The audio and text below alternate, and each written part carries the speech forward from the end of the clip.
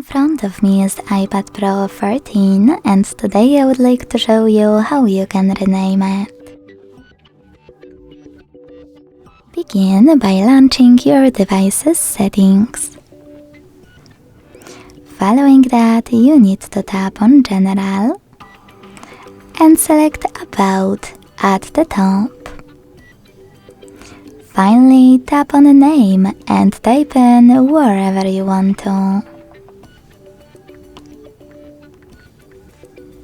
When you finished, go back. As you can see, after that, name of my iPad has changed. Thanks so much for watching. If you enjoyed this video, don't forget to leave a like, comment and subscribe. Bye!